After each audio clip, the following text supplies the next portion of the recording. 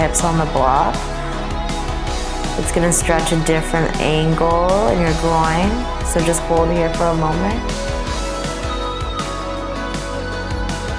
How are we doing, you guys? We'll check in. Is anyone watching this live on the premiere? Say hey. Happy holidays, y'all.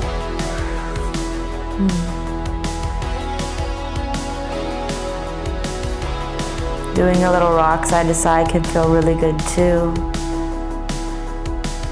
Really trying to open the groin. Relax the muscles of your inner thighs. Release the pelvis. 3 full breaths. Deep breath in. And out. Pull back in.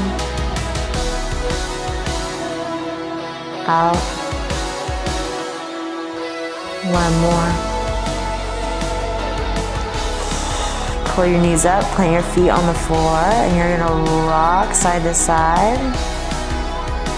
Windshield wiper the legs. Really drop into each side. This is going to help again release your tight hip flexors.